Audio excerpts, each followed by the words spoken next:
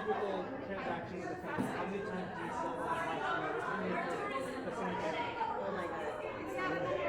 I hope in my life, right? How many times do you get to help them buy a house? Like once or twice? 3 times? We help our Working on my children.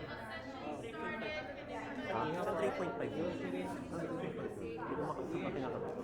Ay, hindi ka. get in front of them and sell houses every 5 to 7 years. Without selling your own, you're helping build a real estate tax efficient. Part of it, I help in terms of real estate into the retirement income. You should. Oh yeah. Which firm are you? WFG. Great company. They have a builder's model, which is great. But it's one thing to have insurance. It's another thing to know how to use it. How do we use it as an investment? And insurance and investment should never be used in the same sentence. Insurance is not interest. But it is a great tool for leverage if you do it right.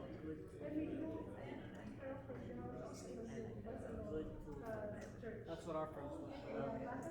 We love life insurance, we love investments, we love real estate, right? We love taxes, we just don't like to pay them. It's not about what you make, it's what you keep.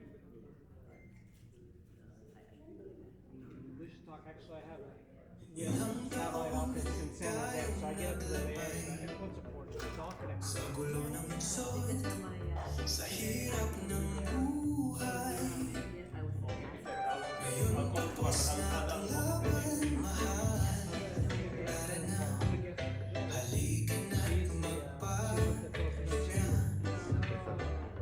Namiss mo na ba yung tabo ng kapitbahay? Talib sa bakuran, yung asong malaya. Almusal na may kape pinapay, at dagat na parang lagi yakap sa ating iba. Wala na tayong dapat habulin, ang puso ko sa'yo pa rin pupunta. Ang tahanan ay hindi lang bahay, basta magkasama ayos na. Uwi na tayo, mahal. I was just getting in the groove.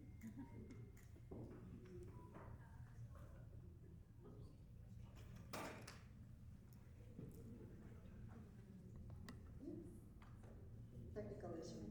Ilang taon na, uwi na tayo, mahal ko.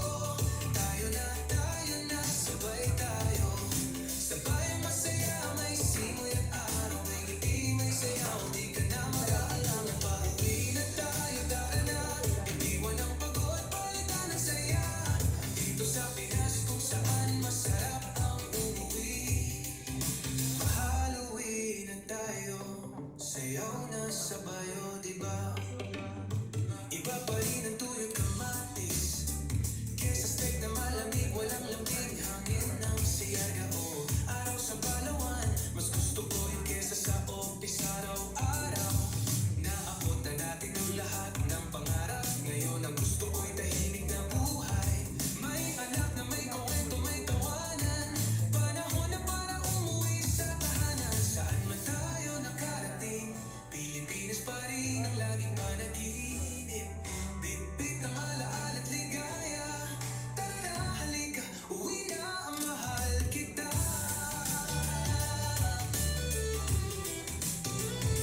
Uwi na tayo, mahal ko. Tayo na, sabay tayo. Sabay ang masaya, ang yakap totoo. Tahimik ang puso, tuloy ang kwento. Uwi na tayo para na magsayaw sa dalampasigan hanggang umaga. Dito sa Pinas kung saan masarap ang umuwi.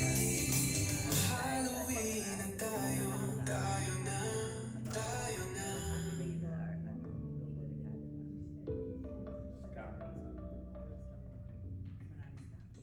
All right. Good afternoon, ladies and gentlemen.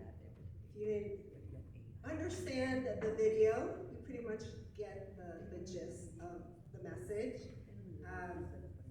Uwi na tayo, which literally means let's go home.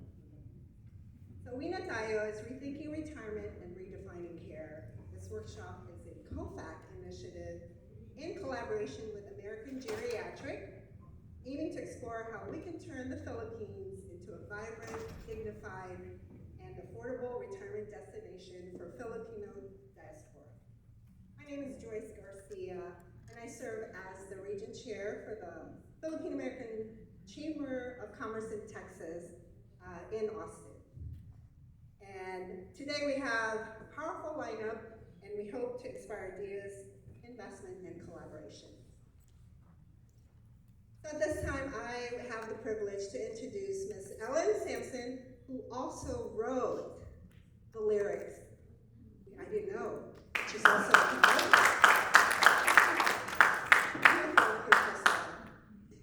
Ellen is a certified dementia practitioner, seasoned geriatric care manager, and the visionary behind Uwi na Tayo, a movement reimaging retirement of the Filipinos worldwide. She is the founder of American Geriatric in the US and AG Global Care in the Philippines, bridging global elder care standards with the Filipino compassion. Ellen is also the creator of Dear Ellen, a dementia education platform with over 5.5 million viewers. A respected business leader and advocate, she is one of the founders of the Coalition of Filipino American Chambers of Commerce, COFAC, this is us, and was named one of the most influential Filipinas in the world by the Filipino Women's Network 2019. Ellen continues to inspire through her advocacy, entrepreneurship, and leadership in redefining aging with dignity and purpose. Ladies and gentlemen, please help me welcome Ms. Ellen Sampson.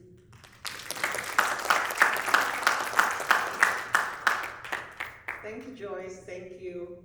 Well, how I wish some of my friends will be here, but you know what? I made sure they won't miss a thing, so I'm recording it.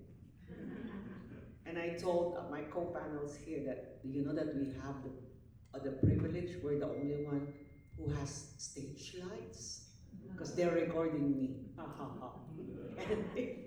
Anyway, so we're talking about a very passionate topic that we've been talking about ever since 2019, but COVID struck, and this is about aging in the Philippines. At first, well, I was like wondering why some Filipinos, they really want to go home. I did not realize that when I was still young, because I was busy, you know, conquering my American dream.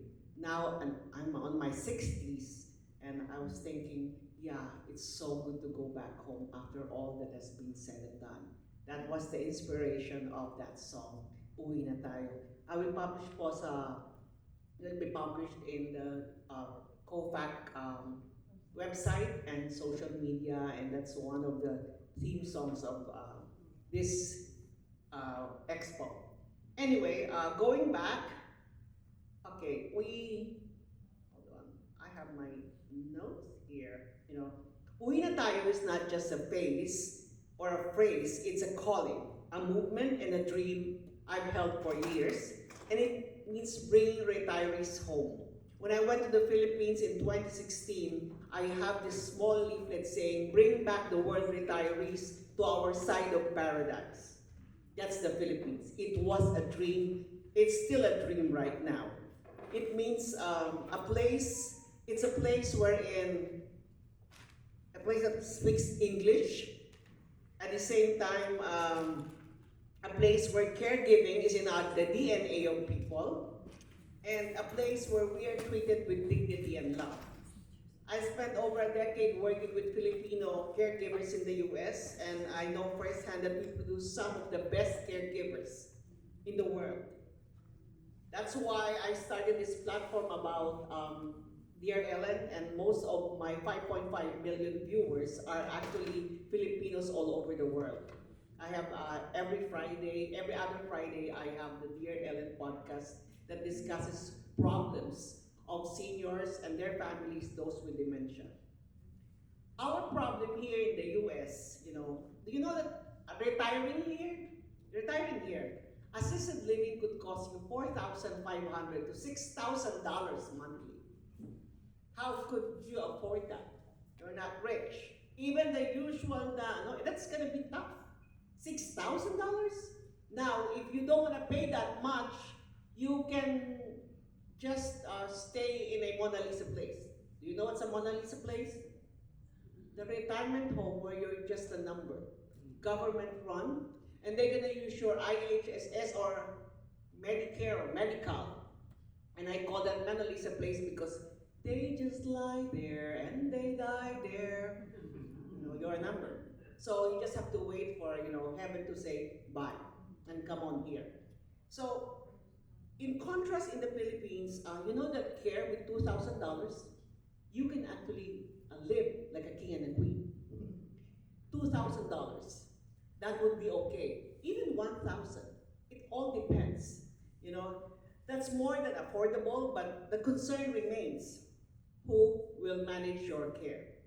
Our relatives in the Philippines, and even our caregivers there, and our kasambahays are not trained to do home care and caregiving and dementia caregiving. That's specialized. They cannot handle the progressive illness like dementia, and that's where care management comes in.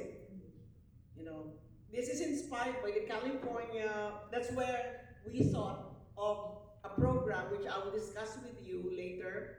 So, and that's also, when we go there, when we go to the Philippines, the care component is not there. One more thing, the infrastructure. When you go there, you don't know where you're gonna live.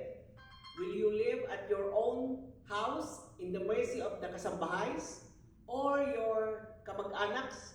How if you contact dementia? How if you have that? Do they know how to handle you? That's the reason why a lot of families get their family dynamics goes to the gutter after a diagnosis because people don't know dementia. So we're exploring partnerships right now in the Philippines as PhilAMs. We would like to go and retire there. Maybe buy a house or live in our house. The big question is, who will take care of us? That's the main concern. And right now, we have another problem: Medicare. We cannot bring our Medicare. The Medicare Portability Act is an act of Congress to get approved. And it has been there. A lot of Filipinos have been doing this. They're press releasing it, but up to now, it would still take a miracle to have that approved. Because if you approve that for the Philippines, it's not just us. We're going to approve a lot. But there's so much possibility in doing that. So another one that we are proposing, the care management. We're putting that in the Philippines right now. We've started. And I'm going to be going to the Philippines, discuss this partner also with the Philippine Retailers Association. And there's another program where we do the infrastructure on the retirement homes. The retirement homes there are nowhere near world class. Even the smallest, small part, our standards are lower, it will still not pass. So they have cortinas for bed sheets and flowery things, and it is not really good. I went to the best one and they're saying it's nowhere near the American standards, and they don't know the American standards. So we are proposing the Bahay Mo Bahay Ko program. Bahay Mo Bahay Ko is converting houses like the RCF is in California. Training these people, and we're going to be bringing it to the Philippines via franchises. So, and teaching people on how to use their houses to train them. But these are all in the plans. We don't know if we can do it. That's the reason why I've discussed this with Mr. Jerry Panga on how we can do this with the help of the government for an oversight to do all of this, prepare this. And the PRA, the Philippine Retirement Authority, they will be here on August 27, and we will be having initial talks on how to get this going. And before I stop, okay, let me see. This is actually our dream is to position the Philippines as a retirement capital. we have what it takes. We have the DNA, we have the heart. We're English speaking. But how come if you go to Malaysia, if you go to Vietnam, their facilities are far, far better. So we really need to get ourselves going to the chambers of commerce and even seniors when we get some, chit chat in the community, please participate. We're going to come up with a survey actually on who you are, and we'll show that to the government that, see, we want to go home, but please help us also. We're going to go home to something good, that we are assured that we will not just be a number. Caregiving and aging is something, should be, the way aging is perceived should be also economic, and as a financial backup and oversight. It's not just gonna go home and then, oh, that's it. For this, would like to ask everyone to, if in case, because I have short time, if you want to ask me more questions about the Uwi na Tayo and how I can go to my booth and call me. So to finish it, I would like to ask people here, it matters. It matters that we do something. We would love to go home, but we also have to tell them what we need and our expectations. Thank you. Thank you, Ellen, for that passionate and strategic vision. And now at this time, let's turn to a key partner that actually complements this mission through telehealth. Mr. Matt Jordan, Managing Director of Senvia, as a service that helps Filipinos in the U.S. support the health of their families in the Philippines. Through Senvia, Filipino Americans can purchase a monthly subscription package that is designed to give their families in the Philippines the essentials they need to live healthy lives. These packages include access to telehealth and in-person doctor visits from top-rated, accredited Philippine-based doctors. Also a health wallet that can be used for prescription drugs and doctor appointments as well are coordinated. Intentional care to help guide families towards their care need, and in addition, he is also a full-time caretaker for a family member with chronic illness. He understands all this. Matt is based in Orlando, Florida. Ladies and gentlemen, please help me welcome Mr. Matt Jordan. Thank you so much, Justice Mike here. You all two short people. So healthcare is incredibly complex. We can all agree on that. You go to a doctor, you get a referral to another doctor, and it feels like it's endlessly a tiresome process of trying to find the right care for you. And that is no different in the Philippines as well. And so a lot of our clients, speaking to Ellen's case about how do I take care of my family member back home, is something that we address. How do you take care of your family member when they retire back home? And that's exactly what we do, is we help Filipino Americans here in the U.S. Provide the health care of their family members back home when they retire, no matter where they live, whether it's in Manila or in the provinces. And we do that by working directly with the senders to define what the healthcare looks like, and we work with the receivers in the Philippines to make them understand the value of healthcare and why it's important. We don't want to send our parents or ourselves to the Philippines and just be in a care facility and not knowing what we are going to get in terms of care. We actually want to have a healthy and fulfilling life for our parents. And so we work with a lot of providers in the Philippines to provide telehealth, to provide in-person doctor appointments to families. We make sure that the senders here in the U.S. are notified of all the things that are going on from a medical standpoint, and we make sure that the receivers understand the importance of healthcare and not just going to the ER when there's something wrong, but actually going and getting preventative health prior to an accident happening. And so it's an incredible process of caring for people. Caring for people is difficult, it's hard for yourself, but it's especially hard when you're 12 hours away. So we have a team here in the US that can help you. We have a team in the Philippines that can help your family. And we make sure it's a 24/7 process so that your family is taken care of. This is a common problem among Filipinos. We hear it all the time. And it's not just a Filipino problem too, it's an immigrant problem. People all over the world deal with how do you take care of your family, whether it's in a different state or a different country. And so I think this is just the beginning of where we're going. And we're hoping to expand beyond just the Philippines, but we're super excited to be a part of this community. We're thankful for Ms. Ellen, for KOFAC, for Jerry, for inviting us here. Come talk to us. I would love to talk to you more about what we're doing. And we'll have a panel discussion. So thank you.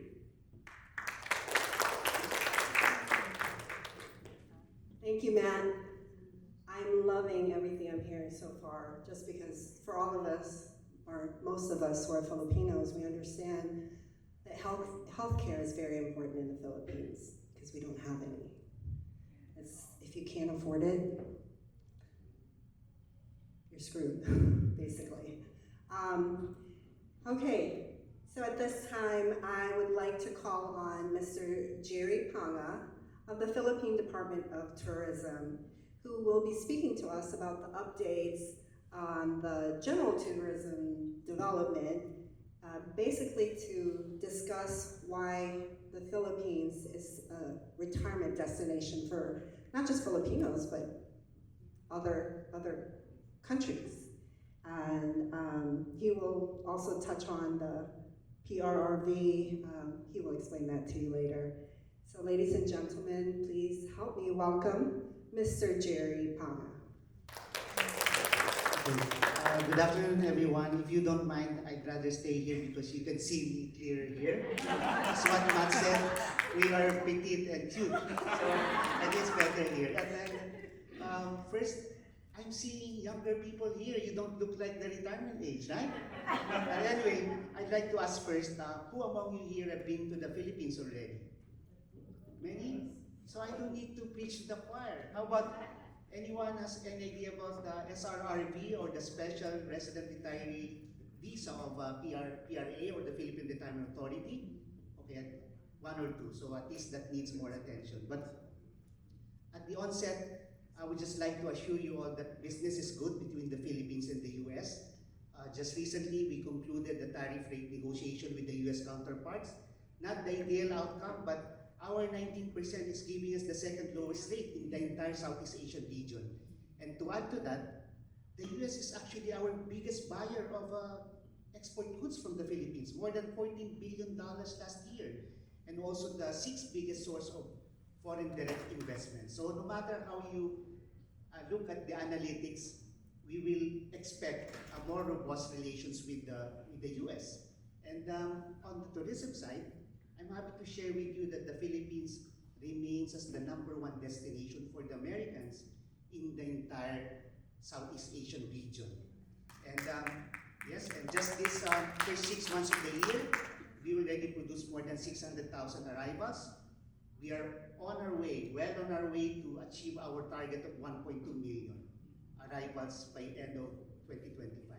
So our growth in arrivals is consistent with expanding service facilities, especially in terms of access from the US to the Philippines. You don't believe it, but out of San Francisco, United Airlines is doubling its capacity from daily flight to twice daily. It only means that it's projecting positive developments, more demand for Philippines. Out of Seattle, Philippine Airlines is expanding from 3 times to 5 times. And even for connecting flights, out of Dallas, both Starlux and Eva Air are opening new flight services, access. 6 flights weekly connecting via Taipei. And from Taipei, we have 3-point connections to the Philippines via Cebu, Clark, and Manila. And not to be outdone, China Airlines is opening also a new route from Phoenix to Taiwan and then to the Philippines. And before that, we also broke through from Canada, opening new flight service from Vancouver to Manila And just in June, Delta Airlines, code-sharing with Korean Airlines, straight flight that daily from Salt Lake City to Seoul, connecting to the Philippines straight flight. So the long and short of this, we expect the confidence in the market to be bigger and bigger. And I was just in Manila last month, would you believe, the first ultra luxury residence and hotel is coming up. It's being constructed under the Banyan Tree Residences and under the Banyan Tree brand. Imagine one small unit for 70 million. Why the hell are they building it there? It only means, consistent with the economic projections, that the Philippines will have one of the fastest economies or best performing market performances in the region in the next few years. And talk about the attractability of the Philippines as a retirement destination. I can only overemphasize the fact that Ellen already mentioned about our people, our human capital. And you know, every year, it's not coming from us. Every year we conduct survey among our foreign visitors and we ask them what made their travel most satisfying. And you know, consistently they would point to the friendly Filipino, most hospitable Filipino people. You know, that happy disposition, the eagerness to be of service. And we see them here, all Filipinos, especially in the healthcare, the nurses, home carers, you know, that natural caring heart, even for those service frontliners, right? The eagerness to be of service. So that's our distinct advantage. And of course, she mentioned also, both mentioned also about the low cost of living, the affordability with the Americans enjoying bigger buying power. $1 equivalent to 57 pesos. I was in Manila last month, I had a haircut, never mind, I don't have much hair, but it's only less than $10. But in LA, how much? $25 plus tip. Imagine that. And this is an elementary illustration, but for spa and massage, we pay how much? $80 to $100 here in LA. You bring that money to the Philippines. You have your massage, you sleep, when you wake up, that poor lady is still massaging your feet, right? Funny, but it's true. And also our warm climate, it's a given. Many Europeans and Americans troop to the Philippines during winter cold season, bitter cold weather here, to enjoy our year-round tropical climate. And also our warm culture, I also mentioned that, but of course we have to give it to the Philippines, the beauty of our country. It's not coming from us. Even the publications here have testimonial features on the Philippines. According to US News World Report, Palawan is the best island to visit for the Americans this 2025. This was reinforced further by the readers of Travel Plus Leisure International, who voted Palawan also as the best, one of the best snorkeling sites in the world. And many more from Travel Plus Leisure, Condé Nast, even CNN listed Bohol's Chocolate Hills as one of the 24 geographical wonders of the world. And out of London, just to be consistent, we are a regular fixture because every year the global survey voters would always pick the Philippines as the best, as the world's leading dive destination for the last 6 years, and recently as world's leading beach destination. So I always say, whether you are overground, underground, highlands to islands, and the myriad of attractions, plus this fun-loving, you know, very respectful Filipino people, we have all the elements to convince everybody to go to the Philippines, whether you are a retiree, diver, golfer, cruise passenger, and the likes. And just to give more substance to this, because you mentioned PRA, it's an attached agency of the Department of Tourism. It's not my expertise, but simply put, I mentioned that you look young because in the Philippines, we have the most accessible retirement program. It's called Special Residence Retiree Visa. Actually, even if you look online, we have the most accessible and most actually attractive retirement program.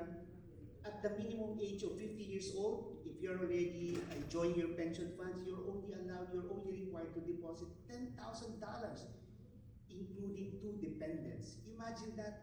I was based in Europe for a long time. In Spain, if you want to avail of the golden visa, you need to spend how much? 500,000 euros. So this gives you a semblance of a permanent resident without the hassle of immigration clearance, flying in and out. It goes also with the work permit if you do work there in the Philippines. But for those, even 50 years old without the pension funds yet, you're only required to deposit $20,000, inclusive also of 2 dependents. Beyond that, you pay $15,000 for the third person and beyond. And what is really exciting is that for those senior retirees, 60 years old and above, you can import personal goods not to exceed $7,000 a year. So imagine that, we're giving that. And obviously, your social security funds and all other government accredited, government-issued pension funds are also tax-free. So the long and short of this, please do support our retirement programs, whether for leisure program or whatever activities that will encourage you to go to the Philippines. And when you go there, you're not only a visitor, you're not only a tourist, but what we call a valued economic partner. Because every visitor to our country helps contribute to our massive job generation. For our kababayan Bako, more than 16 million jobs.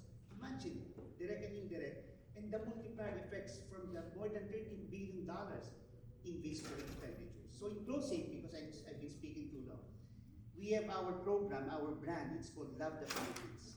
So it's not only a slogan or a campaign, but actually a commitment to all of you there that when you do make it to the Philippines and get to experience, interact with our people, you know, traveling around our archipelago, more than 7,600 islands, affordability, you know, that advantage of people there, English speaking, and I always put we are an ugly place in Asia because we have the more than 300 years of Spanish heritage. We are the, I should say Latinos or fiesta-loving people, but at the same time we have only 50 years of American influence, and yet we are the most Americanized people in Asia, and nothing beats that comfort. When you travel around, you don't know anybody, that you are understood. You are able to communicate your specific medical needs, something that you don't get to experience in other countries in Southeast Asia. So we say that when you do this, you will feel loved and welcome in our country, and it's the same love that you will bring back and tell others to try the Philippines, and they too will find many reasons why they love the Philippines. Maraming salamat po at mabuhay ang Pilipinas. Wow, thank you, Jerry. Okay, if you guys weren't sold yet, I don't know. But right there, I'm like, yeah, maybe convince my husband to retire in the Philippines. Maybe they can work out more discounts with the airlines, because we're bringing them all that business, right? So at this point, before I have my own questions, I'd love to ask them, but does anyone have any questions to any of our panelists? Yes, ma'am. Hold on. Yeah. Okay, perfect. Yes, there's a lady right there. Thank you. This is for Mr. Jerry. Sir, two questions. One is the digital nomad visa. Can you explain, because that's very new. And second is that the retirement age. I believe I had a seminar with the PRA. Can you confirm coming September 1, from 50 years old, it's lowered to 40? So those two questions. That's very, very new. From the PRA, yes. Well, I mentioned that PRA will be coming here on August 27th. That's relatively very new. Yes. And we've been through this, like at 30, it was too much of a bargain. Yes. We raised it to 50, now 40. Whatever age that we're looking at, it's really very affordable, very attractive retirement program, one of the best in the world according to retirement professionals. And the digital nomad visa is something new, yes. The IRR, the implementing regulations and guidelines are being finalized by DFA, but suffice it to say that digital nomad are open to foreigners. What's the Catering, age? there's no age, a minimum age is 18. You could be 80 and you could be a digital Well, nomad. we have some influencers who are age 75 or 70, but minimum age is 18, and we have to make sure that you're catering to your markets outside.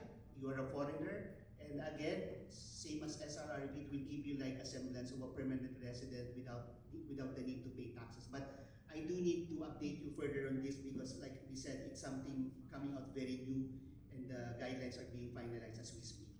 So that's under the Immigration Bureau, so they will apply directly to Yes, it's all an interagency cooperation with the DFA, Immigration, and Tourism. Our part is to make sure that we identify the digital nomad community hubs so that they enjoy the best internet connection, security, with all the amenities to support and make their remote work enjoyable and convenient as possible. Thank you. Yes. My name is Gus Mercado. I'm the founder of the Philippine American Chamber of Commerce in Texas, along with Joyce. And I'm the Southwest Region Chair for the national organization that is lobbying in Congress for portability of Medicare to the Philippines. So I asked Joyce for 30 seconds to give you the latest update on the bill. Okay, first of all, Ellen is right, it's been too long. We've been fighting for this for 16 years now. But we have this very active national organization headed by Eric La Chica in Washington, D.C. Some of you have met him. We have been fighting for this for a very long time, but it's the same organization that won compensation for the World War II veterans during the Obama administration. After 25 years of painfully fighting for it, we finally won it during the administration of Obama. So we're not giving up on this portable money. So let me give you the latest update. I was just talking to Eric just about 2 hours ago, and this is the latest. Of course, our slogan is bring Medicare home. Okay, so the latest is, you know, over the last 16 years, we couldn't even get to first base because we couldn't get enough signatures of the congressmen. But this year, it's very encouraging. We got enough signatures so that on September 4, there will be a hearing on the Medicare portability bill in the Appropriations Committee for Philippines, Mexico, Canada, Italy. It's not just the Philippines anymore, you're right. We do it on our own. We are never going to see the light of day, okay? But if we coalesce with other countries, so there's about a dozen countries that will be, hopefully, when it's approved, will be the test countries. So, with luck, with God's blessing, and, you know, and crossing our fingers, hopefully on September 4, it's going to be a big boon for tourism.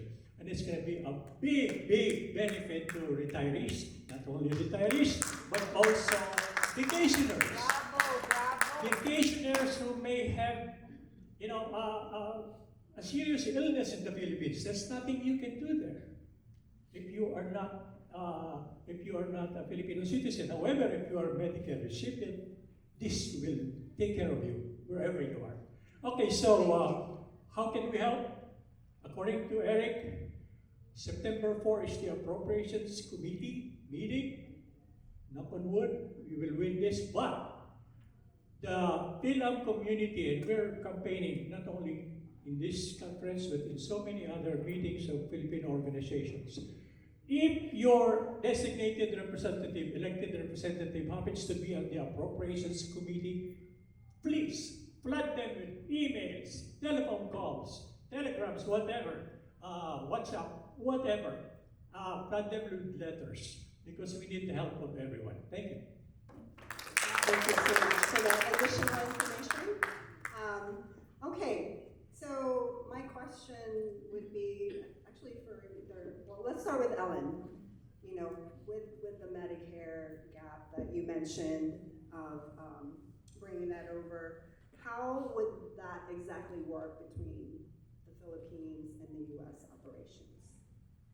Without it right now, if in case we really want to send mom home because we are so stressed out with her just left alone, you know, and nobody's taking care of her. I have 17 clients right now in the Philippines. That's what I did.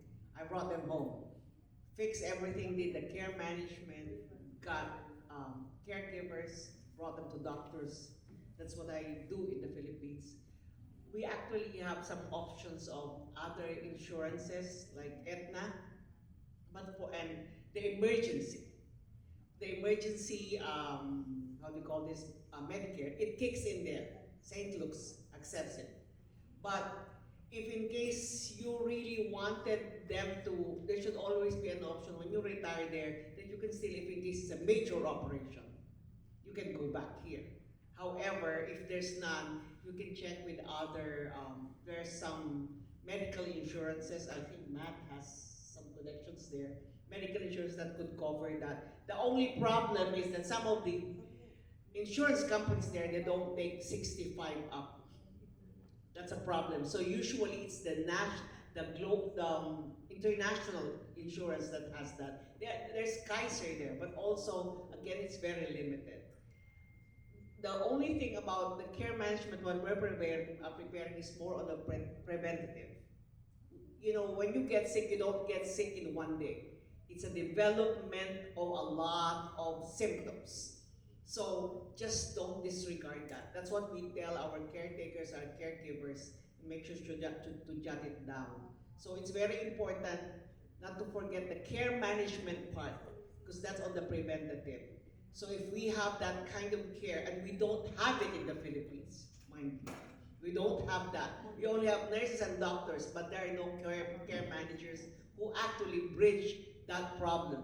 That is left into the hands of the family who are not trained.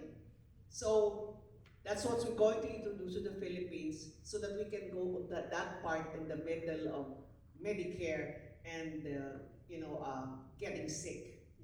Yeah, thank you. All right, thank you. And I think that's where, Matt's plans would also tie in, right? Preventative, but then if in the event of something happens, How do you deal with those crises? And where do you get the care? And that's, we certainly deal with that on the preventative side. yes. We are out of time, but please approach Matt. Definitely talk. If you have families in the Philippines, talk to him. Even like, how do you screen the doctors? How do you decide which doctors they go to? Things that will really matter for our loved ones. So please go see him. He does have a booth, or maybe hang out here in the hallway in our break. Talk to us at the booth. Yes, there'll be people at the booth, and Or if you're online, send us an email, go to sendvia.com. yes. Ladies and gentlemen, thank you so much for your time. Please give a round. Thank you, Thank you Jennifer. so much. I'm gonna make one announcement. So we have a break, starting at 3:55. At 4:10, we have a final workshop in this room. It's called Roadmaps, Building a Pacific Rim Business. I think that's gonna tie up a lot of things we talked about earlier this morning. So please do join us at 4:10. See you then.